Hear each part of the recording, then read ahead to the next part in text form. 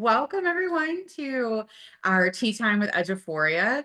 I'm excited y'all are here with us today on middle of April. Like, what a spicy time for all the things happening right now in the world, like with testing and tax day, and we've got some TIA due dates today. So it is a big April 15th. Thank you so much for everyone joining us today, because we know that you have plenty of other things going on right now. So let me introduce, we have a lot of special guests today. So I am your host, Dr. Allison Ross. I'm with the training and implementation team here at Eduphoria. Today, you have the full gamut of folks working with you today. So on our call today, as always, is Scott Lipton. He is joining us from Education Delta. He is going to be talking to us about all things TIA, sharing his knowledge. And Scott and I've been doing this now for a whole year. This is our fourth webinar together, Scott. So How the season um, yeah. Also today, y'all are in for a treat. We have the man himself, Mr. Jason Martinez. He is our senior specialist in training and implementation on the aware side. The man can tell you all things aware unconscious. He knows aware backwards and forwards and all the tricks. And if you have messed with anything with aware, you know who Jason is. So we are very excited that he's joining us today because he has a featured spot. And then we have Armando Sierra, our professional services operations manager, and our senior specialist for training implementation on Strive is Paige Parker. They're going to be answering any questions you have. So while Scott, myself, and Jason yap for you. So just some housekeeping pieces. As usual, this is being recorded. So about 24 hours after this, you'll receive a YouTube link with the slides. So you'll be able to review this at your leisure. And if you're joining us after the fact, always, we're so glad for you to join us for these things, even if it's asynchronously, and we're always glad that you're here. Let's talk about little logistics. So if you have any questions, we're going to ask that you use the Q&A window to ask questions. That way it helps us, more eyes see the questions, and then we have a record of what you asked. So it helps us shape and move forward and ideas and things like that with training. So just to know where your questions are coming from. So please use that Q&A window for questions and answers. We can use the chat for shout outs, howdies, and hellos. All right. So let's talk about what we're brewing up for you today. You're going to pick the perfect blend for your local TIA process. Once again, we're going to steep in those elements of teacher observation, student growth, and data analysis. And then you're going to fill your cup with best practices for your TIA implementation. And today's your expansion deadline, correct? And so, or your application day. So some of you are like, yeah, I need to fill my cup up quickly because you've got some deadlines coming up. All right, so we're going to be going through these elements today in our webinar. And we're going to kick things off with a little tea on who we are. Each webinar, Scott and I like to give you little nuggets of info for the season we're in. So Scott, it is my favorite time of year here in Texas. I'm a non-native. I think I've said that about a million times. I'm from Louisiana. And so, but spring is my favorite time in Texas. And so my favorite tea right now is ice green tea with citrus. And if you are in the Austin area, Redhorn Coffee and Brewery up off of Palmer has the best ice green tea with citrus. Like hands down, Scott. I think I'm a little bit farther north than you, but I promise it is worth the schlep to North Austin. This is just a delicious iced green tea with citrus. And then my favorite thing to do right now is still hiking, but with my dogs to go see all the wildflowers. I went with my nephews the other day. It was so fun.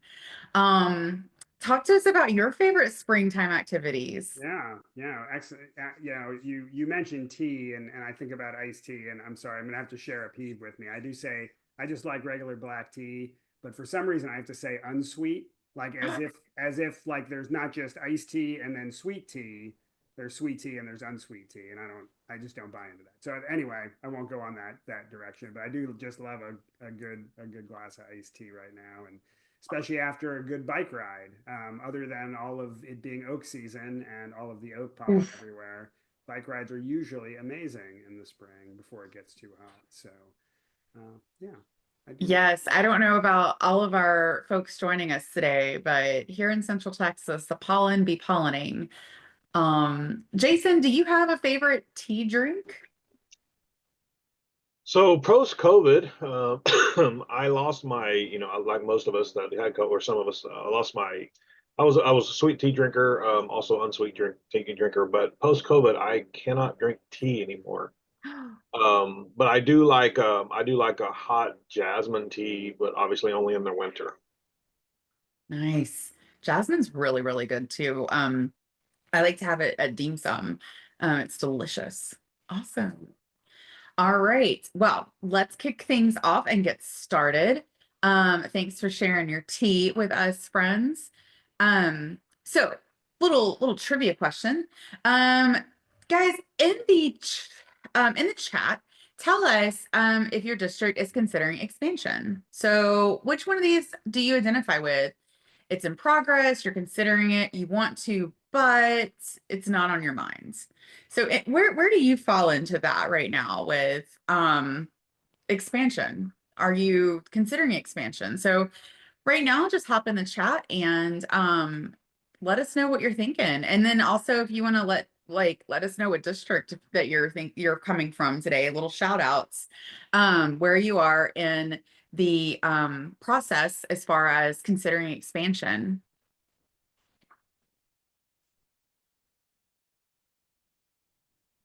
All right. As y'all are popping those responses into the chat, we're gonna oh, it is in progress. Yay, that's an exciting thing to say. It's in progress. Love that. All right. As y'all are getting your responses in the chat, I just want to talk to you a little bit about this webinar series. So this is going to be our fourth webinar in this series, our final webinar for this year. There are 4 components of it: a teacher observation, student growth, data analysis, and problem of practice. I'm seeing, oh, okay, we've got some application processes and some in progresses. Okay, all are welcome here. All right, so let's talk a little bit about our problem of practice. So you've just finished your data collection year and need to prepare data for the fall submission. As you sip your tea, you reflect on the steps you will take to prepare your staff and effectively integrate this change alongside existing practices. So in the great words of AJ Swan, we're going to noodle on this problem of practice, and we're going to come back to it and visit after we present you with some elements today. So let's talk a little bit about teacher observation. So this is like a little snapshot of our calibration timeline, where we appraisers observe teachers, then we analyze our data for skew and correlation, retrain and develop appraisers. We're now getting towards that yellow arrow of analyze observation data. We're approaching. So we are now beginning to see all of our data come full circle, as far as, especially if we're using summatives, our summatives are getting put in. And so we're able to use some of those great data analysis tools we have in Strive, and we'll talk about those today. So let's talk about what I love about our summative panel. And it is in our summative, actually, it's our summative panel. So for those of you that are not familiar with our summative panel, let me tell you a little bit about it. Whenever you're conducting a summative as an appraiser, you're able to see this right-hand navigation on the screen where you can pull up a historical view of walkthrough information, of summaries of walkthroughs, observations, any data that was gathered on that appraisee throughout the academic year. And that's in your summative panel. So I remember as an administrator, before this was a thing, you're pulling out the file and you're in the middle, you're going through, okay, well, let me see this observation. And I got to deal with triplicate forms. Shout out if you had to deal with those as an admin. So you're looking at all those triplicate forms and you're trying to make the best assessment correlated with that final observation, because it's summative season. We love summative season. So we've put this summative panel in so you do not have to keep that big, file on every single one of your appraisees. You can look at all the historical data that has been collected on that appraisee for the year in the summative panel. And you can see, what was said in your walkthrough or another walkthrough by another appraiser. So you're able to look at a full circle glimpse of or a full circle view of everything that on that appraisee for the year. So this is a really great space to give effective feedback. And if you've been giving effective feedback throughout the year, you're able to cite some of that effective feedback as you go and craft your summative appraisal. So let's talk a little bit about that feedback. Scott, what can you tell us about effective feedback when it comes to our teacher observations? Yeah, and hopefully part of that feedback is that you have evidence, right? I mean, that's I think the really key, because if you need to have those solid things to be able to point back to. Either you're logging that or you're uploading that and capturing that in Strive. But essentially, you want to think about the two different parts of this: the types of evidence, and then how you translate that into feedback to give effective feedback. But the evidence really drives the feedback. You have to have something to, as I like to say, you need to have something to talk about. You need to have something to have the discussion about. You need to have something to point to. And evidence runs the gamut, right? There's just a ton of different types of evidence. But one of the important things is communicating that immediately, right? With the focus on the teacher growth and the student growth. And when you're giving feedback, we like to say, be sincere, but be specific, right? Yeah. And an important thing to remember in feedback is it's better to find someone help, find someone resources, help point them to the thing than just offering to do it or give to people. And so it's just a much more effective way to get people to listen and hear what you're saying. And so what does that look like? What does evidence based feedback look like? And on the next slide, you can kind of see that there's lots of different ways that you can use evidence to provide that effective feedback. But again, you're sticking to those just the facts types of evidence that you can actually point to. So trying to leave your judgment, your opinions, as it were, at the door when you're giving evidence, and stick to very specific quantifiable things. And then really thinking about the dialogue and having conversations around this stuff, like what are these pieces of evidence? How do you turn that into dialogue and conversation?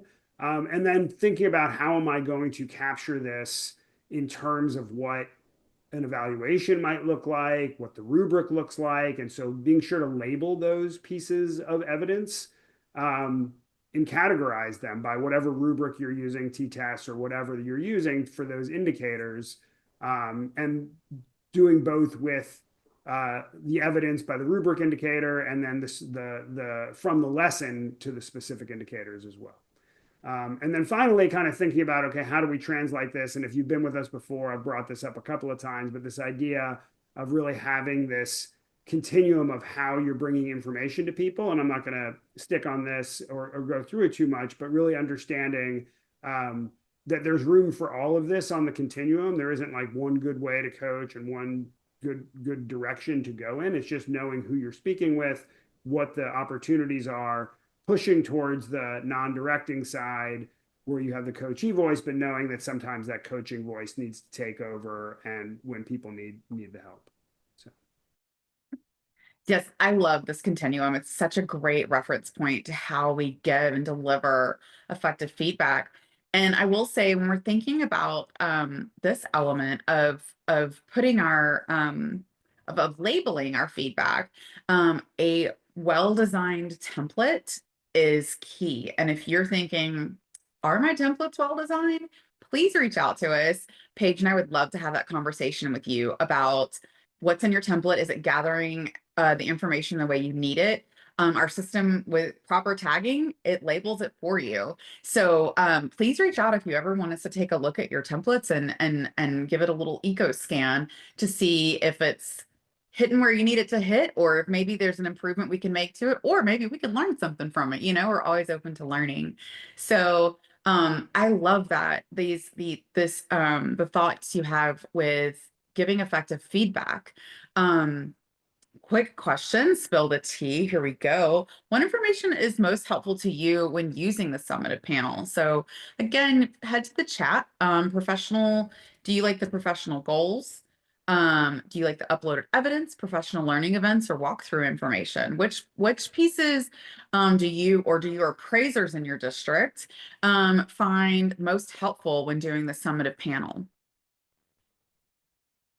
All right, and as you're popping that into the chat, let's move forward with a little nugget about our trainings we have ready to go for you as you are looking at training season. So our summer is our busiest time of year, just because that is whenever all of our professional learning is happening with our great school districts. So we do have Strive for Appraisers, where we come and work with your appraisers on things like giving effective feedback, utilizing the summative panel, how to stay organized, where to do things like conducting calibration exercises within our system, so that you and your appraisers can see if you're calibrated by observing a teacher. We have a thing where you can make one count and have everyone observe a teacher on that account. Please reach out to us if I've said anything that you're like, ooh, that sounds good. Our Strive for Appraisers training is fantastic, especially if you do it even if you're already newly implemented, or maybe you've been with us for a really long time. It's sometimes great to just recenter us and get us all back on the same page, especially when we're thinking about TIA. So I'm so excited because we're going to talk about student growth, and we have both Scott and Jason that are going to contribute to this. So let's talk about student growth measures. Scott, can you kick us off with this section? Yeah, and again, when we're thinking about selecting student growth measures, there's a lot of different ways, and we've gone through a bunch of these already, and we're coming to the end of our time here in the sessions. But really, we're thinking about how do you set for individual growth targets for each measure and track student progress is kind of where we're landing on today, and we're really thinking about this idea of pre-tests and post-tests is what we're going to dive into a little bit deeper, which is our final of our four different measures that we've talked about here. So we've gone through. If you flip to the next slide, we've gone through the student learning objectives. We've gone through portfolios. We talked a lot about these value-added measures, and today we're going to take this deep dive into pre-tests and post-tests, right? And so we're really thinking about what are the different ways we can do this? What are your different options? How do you create really good local assessments? Because sometimes you need to do that in different areas. This gets you across all subject areas, right? You have this control over it and deciding how you want to do it, right? Of course, assessments as we know it, tests, very challenging. And so really thinking about how you're going to best do that for your district, for each course, for each teacher that's involved, because really this becomes the core, right, of how TIA gets paid out and how TIA works are going to be these growth measures that you're using. So you're really dealing with four different options here, and really they're kind of two options, really. And one is, am I going to go out and buy assessments and have someone else manage these, or am I going to do it myself? Right. And so the first two options, right, there's a lot of different vendors, and we'll talk a little bit more about who those vendors are. And that's what option one or two about, how to use those third-party resources. And we'll go into what TEA does and how you can choose that. And options 3 and 4 are really for areas where third-party vendors might not be the best fit, and you decide to create your own assessments. And so really you have to consider the available resources, the expertise you have within your district, how aligned you can get the assessment to your instructional goals, right? No matter which one you are choosing, however, right, that alignment piece, aligning the standards to the course tied to each eligible teacher, that's really important, right? Setting those individual student growth targets, no matter which one you're using, you're going to have to do that. There's obviously when you're giving testing, even if it's a local test, you have to pay attention just like you would with a STAR test or any other, or an SAT, right? There's like testing security and administration that has to be followed, right? And that you have to make sure that it's valid and reliable. We talk about that a lot, and we'll bring that back up, and accurately measures what the course is, right? And so there's lots of different options. We'll talk, like I said, we'll talk a little bit more third party, but I really want to talk a little bit more about setting those student growth targets, and what local assessments look like. So let's start with setting student growth targets, right? There's a bunch of different models to consider, right? And I'll just give you a brief overview of what all of these different ways that you can think about setting those growth targets are. But what happens with all of these, right, is that you've got to have a student growth target, and it's pre-test to post-test. And so you're setting that pre-test, and this is something to think about over your summer planning, is how are we going to set that pre-test in the first 6 to 9 weeks of the school year, right? And then how are we going to do that for every individual student, right? So those are the two things to consider when you're planning and you're thinking about this. And then when you get to the models, there's a bunch of different models you can use. There's this idea of graduated percent increase, which sets different percentage growth targets based on the student's pre-test score, like quintiles, with higher expectations that you might set for lower performing students. You have a flat rate, or this common percent growth model, which is a set percentage of growth as the target for all students, regardless of their starting point. Something they call a gap closure model, which is what it sounds like, right? You're trying to reduce the difference between that pre-test score and the target score, whatever the perfect score proficiency level you set, often using sort of a half the gap methodology, right? And so then there's the individualized, and this is something you're probably going to use for special ed students, right? You're aligning with their IEPs, and it's more custom based on the individual student. Right. District average is another way you can kind of think about this. And then the quartile and quintile growth models as well. Average growth of students in similar ranges, right, as opposed to the individual. And so when you think about option one from the previous slide, the targets are set by the third-party vendors who provide the assessment, whereas in these other options, the district's going to set those growth targets. So yeah, and feel free if you have questions along the way to shoot those out, and folks will get back to those. But when you're thinking about those, remember that local assessments offer a direct way to measure growth for your specific context, right? And so there is an advantage and sometimes a necessity, right? Whether it's financial or it's a specific topic that there is no third-party assessment for a specific course. Whatever you're doing, you have to make sure they're valid and reliable. I'm going to say this like 10 times because that's really key to all of this.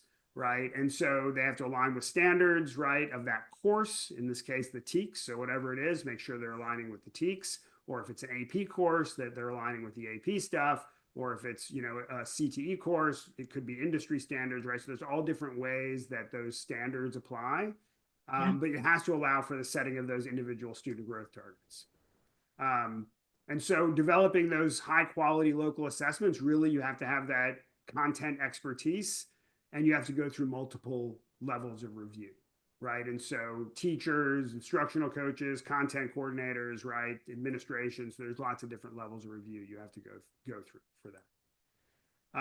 And so in really thinking about what those requirements are, the state sets some very specific requirements around what you need to have, right? And within that, you've got all this flexibility. And that's really the beauty of the local assessments. You actually do have a lot. It seems like there's a lot, but you actually do have a ton of flexibility around this. But you're aligning it with your specific curriculum, your instructional practices, along with those required standards, right? You're going to have to, have that, again, those rigorous requirements around validity and reliability. And again, we're going to talk about that a little bit more and what that means. But in the content, the administration, the scoring protocols, right, and the security procedures, as I mentioned before, also have to be there for local assessments, just like for the STAR test or any other kind of test that you're giving. But again, the crucial aspect is that you're responsible. The district is responsible for setting those individual student growth targets if you're using your district created assessments. The third party can sort of help do that because they are helping set those targets based on their assessments. And really sort of going into the review again, that's really the best way to sort of guarantee is having multiple eyes on it. It can't be a one person show, but ultimately it has to determine that student growth between the pre-test and the post-test if you're going to meet the TIA requirements. And so again, going into this, now we're going to go a little deeper into validity and reliability. And here's a good sort of a way to think about the validity, what does valid means, measuring what they intend to measure, and reliable, what are the consistent results that we're getting. And so that's why you have to kind of move this out, pilot it even with a small group of students to make sure that things are valid and reliable. Also, aligned with standards, allowing for those individual growth targets and the multiple levels of review. So what is valid? Going a little deeper into validity and reliability. On the next slide, we have a good example of what that looks like. I'm sorry, we missed a slide. I missed a slide there. Apologies. Yeah. So again, if we're looking at an example here, reliability is the consistency of assessment results over time and across administrations, ensuring that the assessment dependably measures student learning and growth. And reliability, you can build reliability into it, fidelity of your questions by minimizing your bias, using clear protocols for administration and scoring, rubrics, and implementing, again, that review and revision process. And you might want to consider piloting. I think it's pretty important to pilot the test first with smaller groups of students as much as you can. And so thinking about this, like you might think about a dartboard, right? So it's an easy way to remember it. Reliable but not valid, those darts are tightly clustered but way off the bullseye, right? They're all right there, reliable but not valid, right? You're consistently measuring the wrong thing. Mm-hmm. Valid but not reliable, the darts are sort of scattered everywhere, but maybe average out near the bullseye by chance, right? The results look okay sometimes, but they aren't consistently accurate. And so what you want, the ultimate goal is valid and reliable, darts tightly clustered right on the bullseye, right? Consistent and accurate measurements. That's what you want for TIA. You want, trustworthy, that trustworthy data, trustworthy feedback, reliable evidence, right? And that's really kind of where you want to land with all of this. And so if you're considering this option 3 or local assessments for one or more teacher groups, just make sure you've achieved like the full readiness for each of the 5 components of your application. So when you're applying for this, right, you need to identify those protocols and training you use annually for the valid and reliable administration and security. You need to make sure those rigorous protocols are in place for writing the assessments, that again go to the standards of the course, using best practices for assessment design, ensuring that you have all the qualifications to be able to design them in the first place, that expert knowledge. The district created pre and post test, you have to have that multiple levels of review process. That's part of showing that in your application is going to be important, so you achieve that full readiness for it.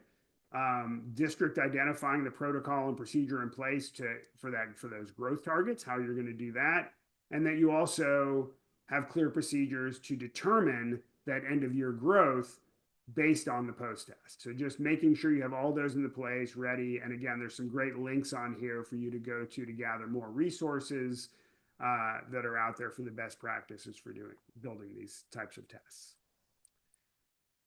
And finally, I will leave you with one more thing, right? And it's third-party vendors, right? You have this option is always there, costs money, there's a list here that TEA recommends, but really you need to do your own checking and vetting. This isn't just a set it and forget it type of thing. There is work involved in finding the right tests for your environment. So it's not like this is an easier way to go, but this is important to sort of remember when you're doing that. Sometimes the growth targets are included, sometimes they're not. Things like STAR, obviously NWEA, MAP, some of these other ones have valid and reliable methods for calculating growth. Not all do, so you really have to check that.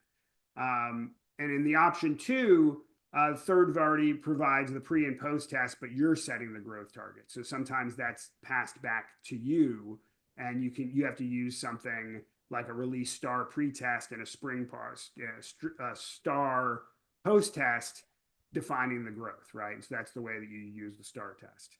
But for both options, it's crucial that you verify that everything aligns with your standards, allows for your individual targets, and again, is valid and reliable. And reliable. All right. Well, let's talk about one resource we offer. We are partnered with our fabulous friends at Region 10. We offer TEKSready, and those are pre-built assessments. They can be used for TIA, they can be used for Texas Instructional Leadership and Effective School Framework, district assessments, all kinds of things. You can request a trial subscription with our friends at Region 10. This is such a great resource. We absolutely just love this resource, and it is such an effective way to get quality assessments and utilizing them in partnership with us in Aware. So whenever you get the slides, or if you have questions, you can always reach out to us about TEKSready. Like, we can connect you with Region 10.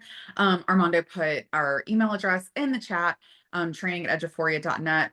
But also, when these slides come out, you will have the links here to go ahead and request a trial subscription and see what you think. So let's talk a little bit more about Aware.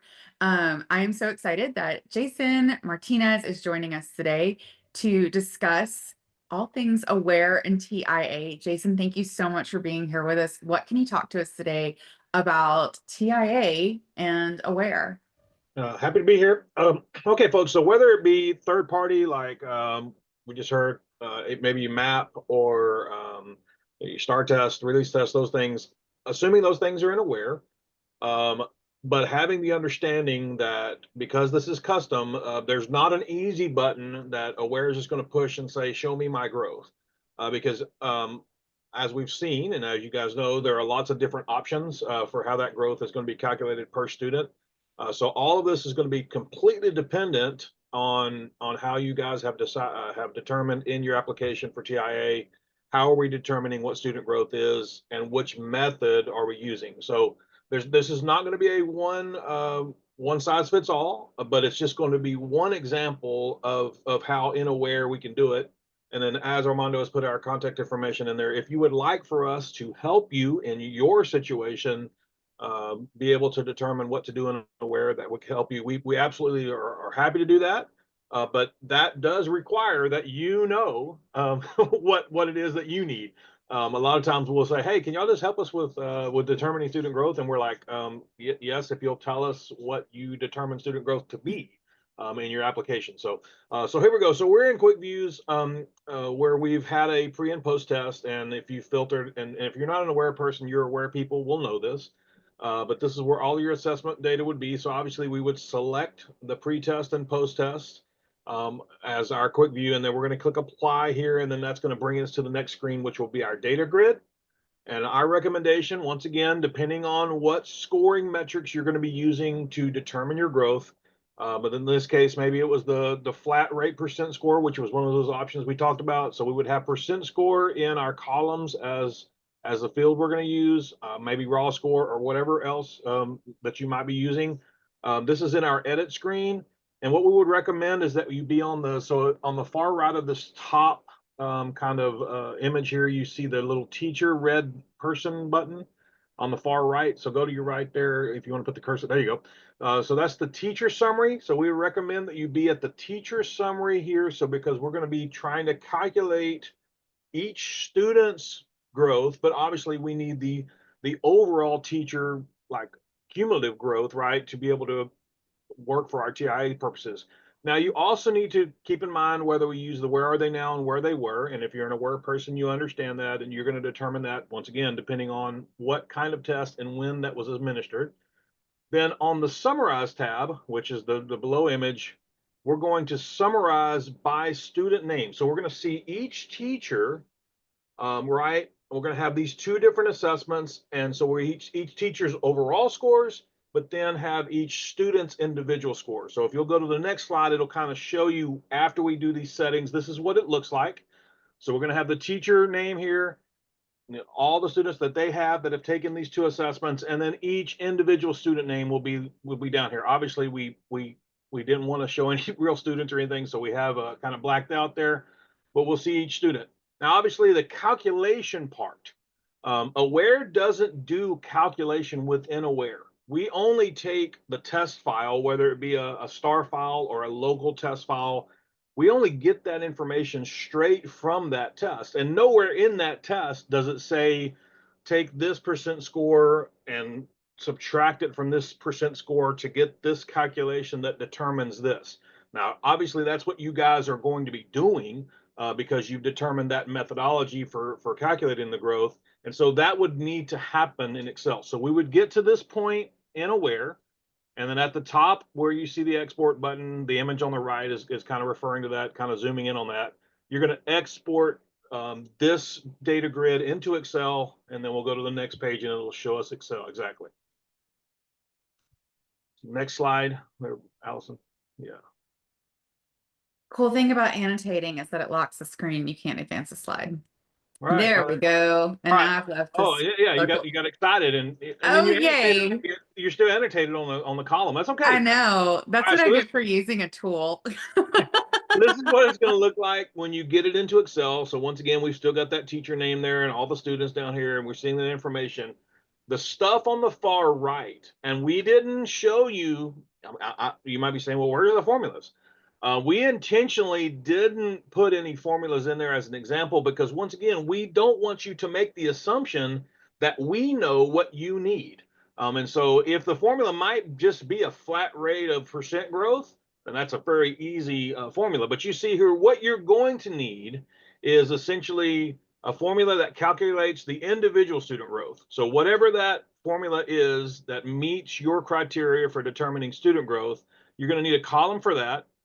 And then you're going to need a column, and essentially there's probably 3 other columns, but we really only need it for the TIA report to have 2. But essentially, right, we have 3 different levels of growth that we normally talk about, right? We did not grow, we met growth, or we exceeded growth, right? And so met and exceeded are both grew. From a TIA standpoint, we just need they either didn't grow or did. It's not necessarily how much did they.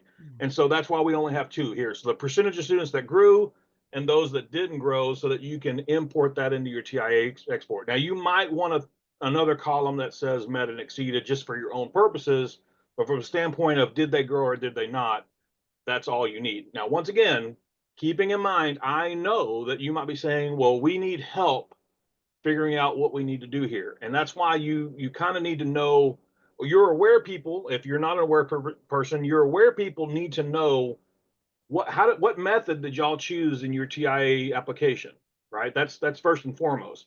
That determines how we're going to get this other information out. So there needs to be communication between the assessment folks and your professional development or your HR folks, that whoever's in charge of your TIA department there, so that we know how that we can help each other. So the main thing is figure out what you need to do, and then your aware folks can help. And if they can't figure it out, then they're happy to reach out to our team and we'll help them. All right, so let's talk about where that goes, and we're talking about Strive, this aware data. So there are multiple ways to enter your data, your student growth data into Strive. So first, we have the Manage Student Growth tab. Now that is now actually in a box on our interface. So you are able to enter the scores there. You can also manually enter them in, as you can see here in this little quick video. You can also bring them over, import a teacher student portfolio from Aware. So you would select, whenever you hover over it, you'll see that import from portfolio and kind of bring that over. If you do see, if you do not have that data or that element enabled, you'll get this indicator here, this window about there are no student portfolios available. So, and it walks you through how to get that enabled and get that rolling for you. And then also, you can also do an import a data file. We even give you a template for that. So if you would like to enter your data in that way. So there's multiple ways for you to get your data into Strive for your TIA export. Oh, went backwards. Okay. So let's talk about one more spill the tea question. Which Eduphoria tool have you used to support a secure testing environment. So let us know in the chat which one of these that you've used to support your secure testing environment. As Scott was saying earlier, security on your local assessments is so important and for any assessment. So how do you use these elements in Aware to support your secure testing environment? And then as you're typing those in the chat, I do want to let you know that we do offer a training on student growth goals and student portfolios for your appraisees, for your appraisers. So please reach out to us if you have any questions about that. We would love to talk to you more about that training that we offer. All right, so let's talk about data analysis. 'Tis the season, my friends. No, I'm not talking about the holiday season. I'm talking about summative season. So I know I'm way too excited about it, but it's that time of year where we get to talk about summatives coming in and we get to use our special correlation tool. So this is like a little glimpse of what our data collection has looked at through the year. Here we are, end of year data collection and reviewing processes, and we're rolling towards preparing for data submission in October. As you can see, Eddie's over there just jumping up. He's really excited. I'm sure you're excited too to submit your data, or maybe you're like, no, I'm not ready. If that's where you're feeling, let us know. We'd love to partner with you to help, quell those feelings. So let's talk about what to do when looking at your data. So detailed analysis is just chef's kiss with your data. You're able to monitor your user ratings in real time. You can pull detailed analysis on several different elements within Strive multiple times during the year. You can select appraisees in the rows field to look for the different elements, or look at your different scores for domains 2 and 3 by appraisee. You can look at your dimensions and totals in the column field. You can group by campuses, filter for specific campuses. Excuse me, the pollen be pollinating this morning.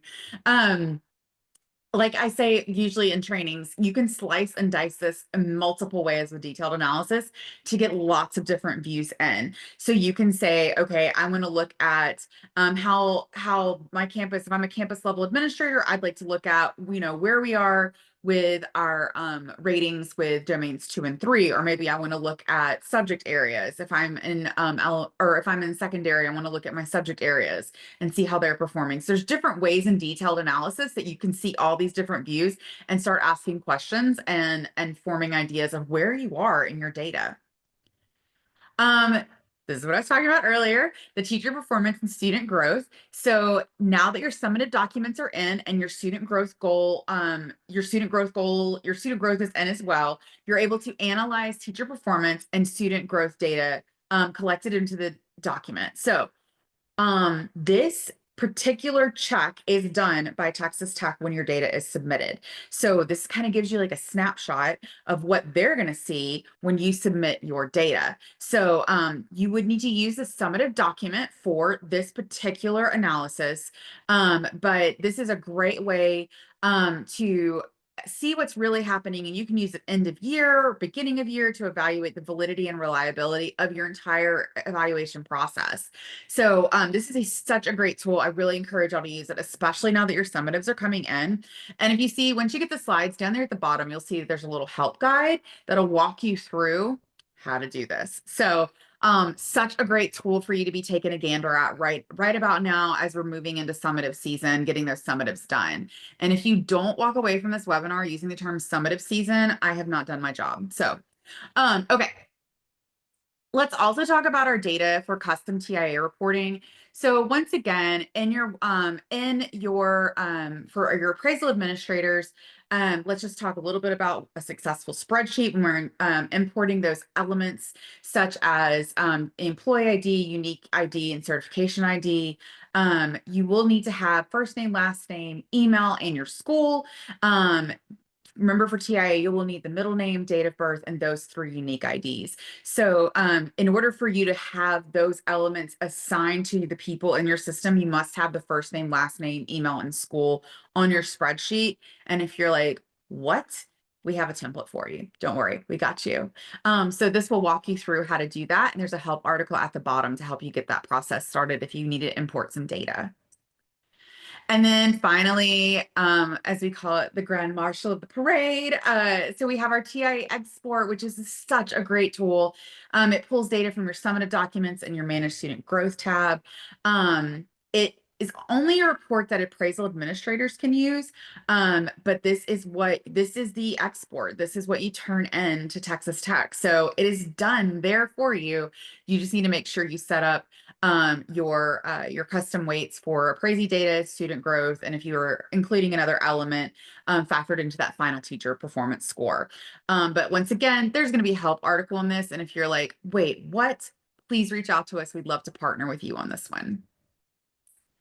We do offer a few other reports that I just want you to take a gander at really quick. So we have the evaluation status, which shows all documents, lets you know where people are in the evaluation process, as well as the evaluation process completion. So this one only shows documents that are considered completed. So if you're looking to see where you are, especially this time of year, campus leadership, I know you're like, are all my I's dotted and T's crossed? These are great reports for you to take a look at and go, okay, this is where I'm at. This is what I need to do, and set your next steps.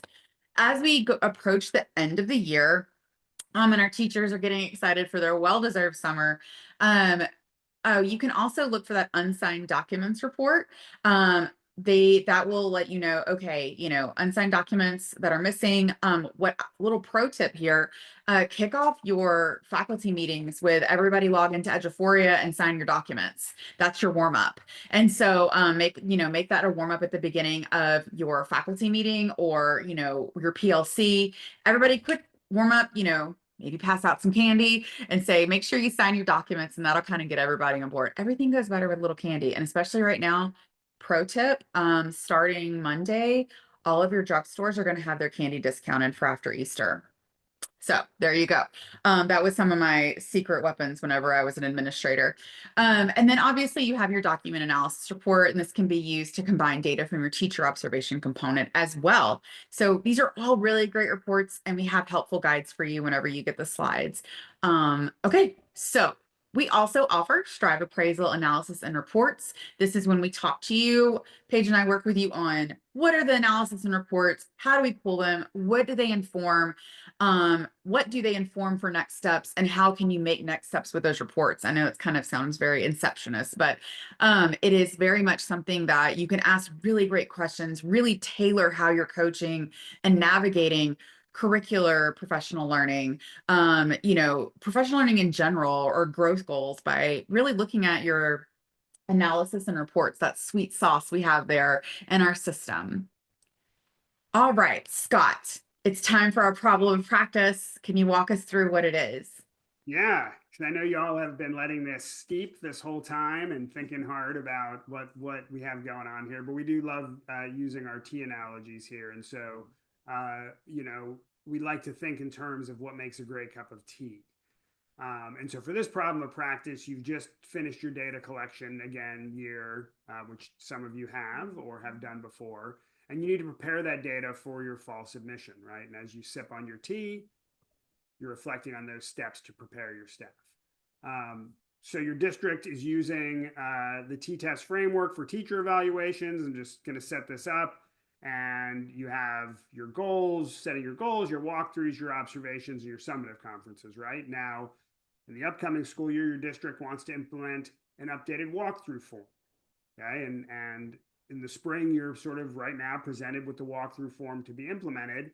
And we like to think in terms of what makes a great cup of tea is what's the caffeine level, what's the water temperature, and how long, what's the steeping time, right? So how long am I letting it steep for? So first, let's take the district impact, the caffeine level, right?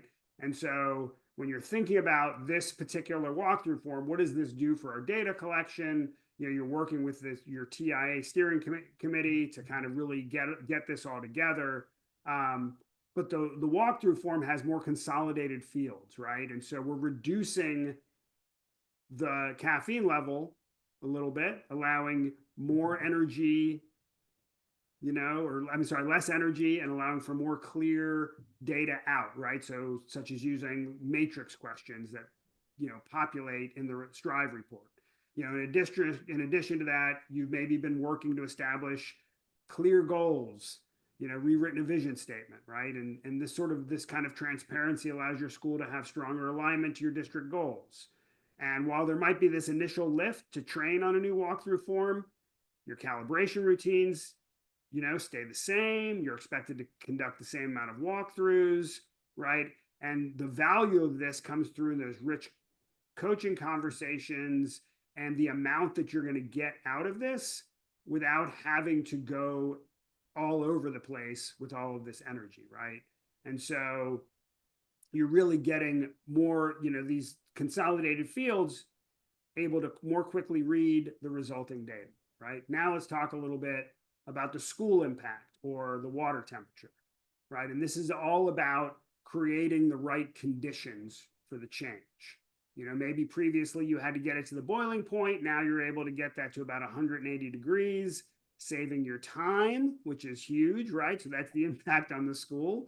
You're going to spend the same amount of time conducting the walkthroughs, but with the feedback more closely aligned to the district direction, and this goes all the way down to the campus, you're able to provide this more structured and scaffolded support in the process. So over the summer, right, you might work with your team leads to discuss these changes, how these updates will be brought to each PLC team at the start of the school year, looking forward to all of these great coaching opportunities that are going to result from this.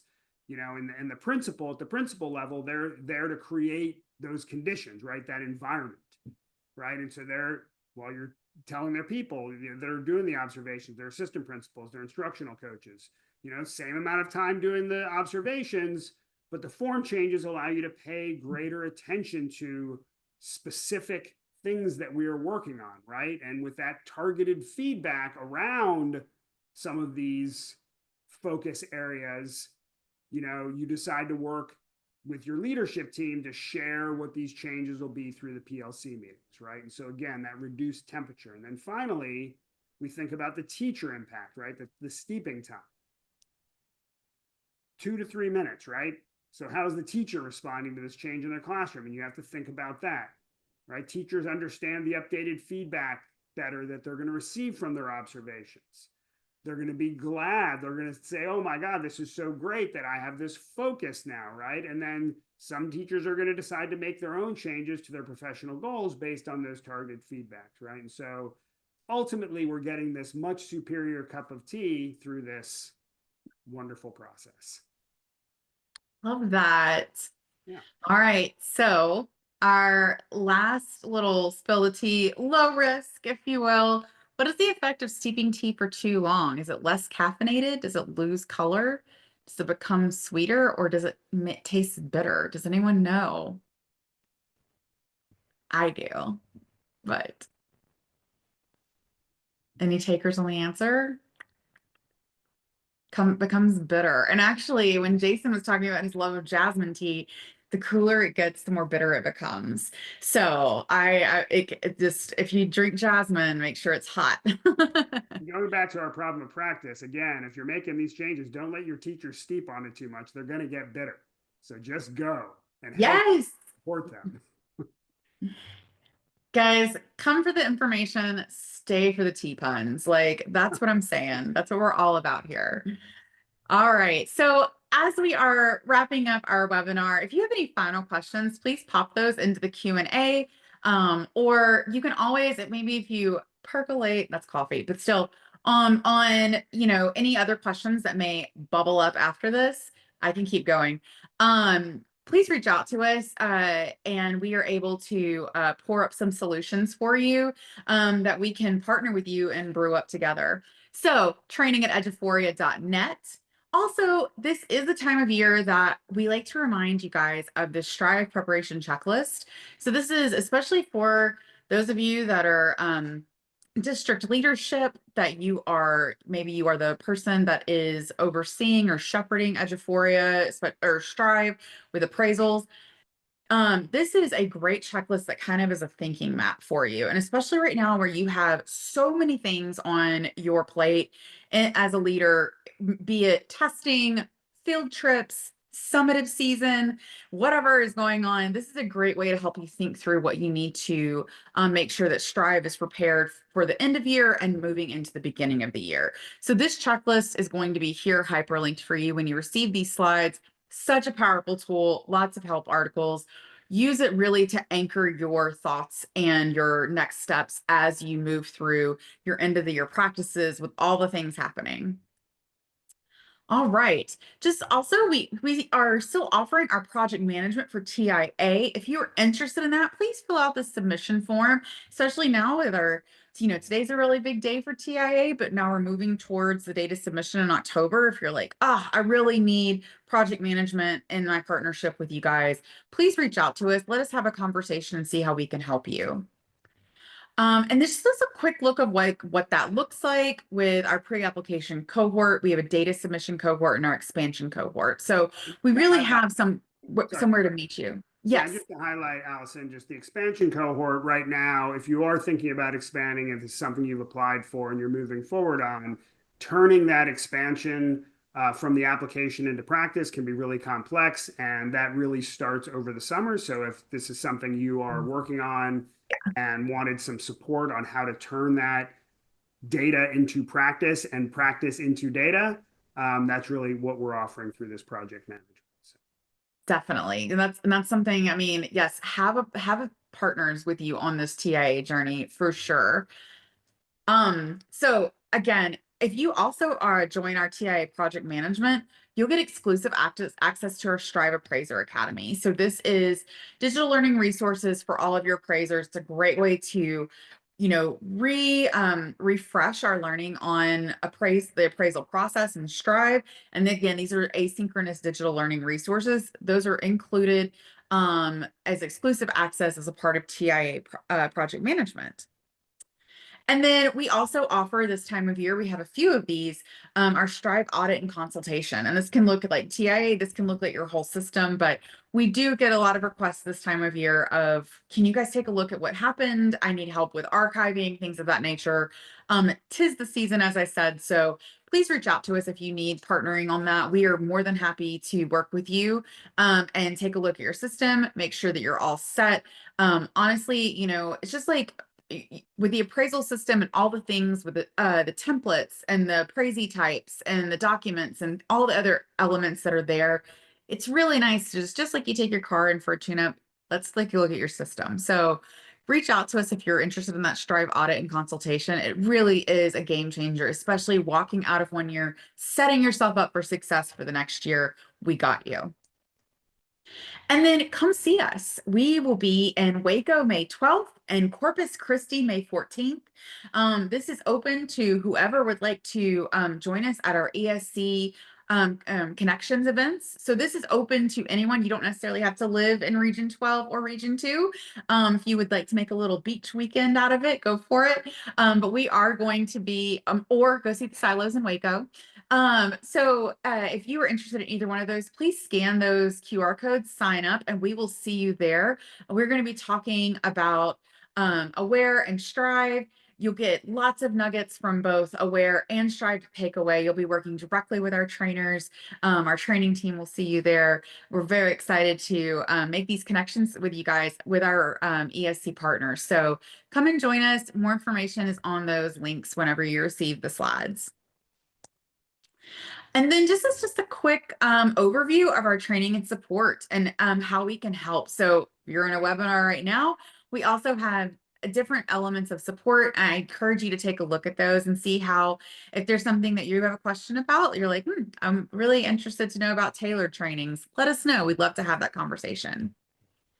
And we also have, as you guys know, especially district leaders, as you're thinking about next year and thinking about professional learning, know that we have our teacher learning courses. These are asynchronous learning courses that refresh the teacher role in Aware and Strive. So you are able to use these teacher learning courses for your faculty. You can have them go in, work on, do them as they come back in to school and refresh their memory on what to do in Aware and Strive from the role as a teacher. And then here are upcoming webinars. We've got our updates May 7th. May 21st, I'm so excited. You're going to meet one of my very good friends, Dr. Jeree Ogden. She's going to be talking to you guys about Beyond Burnout. May, our focus is for rest and restoration. So we are going to be leaning into that, especially leadership. This is a really good one for you. She's going to be talking to you about how as leaders, we need to really focus on how to avoid burnout amongst our faculty and staff. And so this is such an important webinar. Please join us. Also, the 28th, Aware in Region 10, we're going to have Axiom for 2025 accountability. So come and join us with that with our NCR partners from Region 10 as well. So thank y'all so much for joining us. And Scott, thank you for joining us as well for our webinar series, like our last one of this year. We are always here to help y'all, and we thank you so much for joining us. We are thinking of you, holding you in light and love as you finish out your school year, and just know we are here to help you. So reach out, we got you. Thanks. Thanks, everyone. Have a great day.